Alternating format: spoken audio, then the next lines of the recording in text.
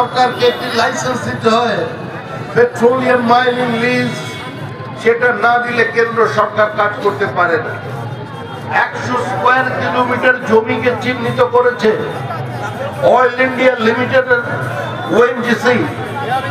আজকে তারা সেখান থেকে তৈল উৎপাদন করতে চায়, কিন্তু দুর্ভাগ্যবশত বর্তমানের রাজ্য সরকার কোনো উন্নয়ন চায় না। এই সরকার প্রান্তিক মানুষ বিরোধী, এই সরকার উন্নয়ন বিরোধী, এই সরকার যে কোনো মূল্যে পশ্চিমবঙ্গের অগ্রগতিকে স্তব্ধ করে দিতে চায়। এই যে রাজনৈতিক ভেন্ডেটা, এই যে প্রতিক্রিয়ার রাজনীতি আমাদের রাজ্যকে আজকে কোথায় পৌঁছে দিচ্ছে, আজকে রাজ্যবাসীকে নতুন করে চিন্তা করবার সময় এসেছে। যেদিকেই তাকাবেন, পার্শ্ববর্তী রাজ্য আসামের দিকে তাকান, উড়িষ্যার দিকে তাকান, আপনি এমনকি ঝাড়খণ্ড রাজ্য অবিজেপি শাসিত রাজ্য দেখতে পারেন। আপনাদের এই বারাসাতের বহু মানুষের সঙ্গে ত্রিপুরার যোগাযোগ আছে।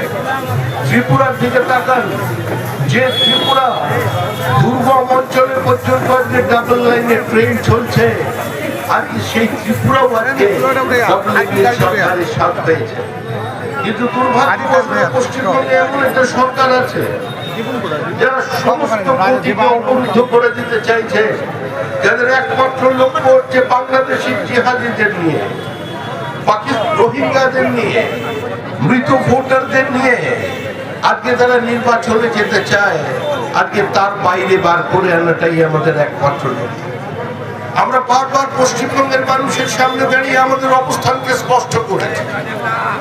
যারা একদিন এই রাজ্যের মাটিতে আওয়াজ তুলেছিল, পহলে পাকিস্তান দেনা পড়েগা তবে ভারত স্বাধীন হোগা, আর সেই দাবির কাছে যারা মাথা নত করে বাংলার সর্বনাশ করেছে, আজকে সেই নেতৃবৃন্দ, তাদের উত্তরসূরিরা এবং ওই মানুষগুলো যারা আরো বলেছিল আজকে লিয়া পাকিস্তান লড়কে লেঙ্গে হিন্দুস্তান, আজকে তাদের উত্তরসূরিরা পশ্চিমবঙ্গে আসছে।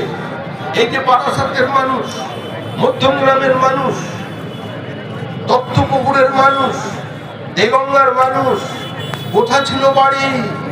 কেউ এদিকে নন, সবাই ছিলেন ওপারে।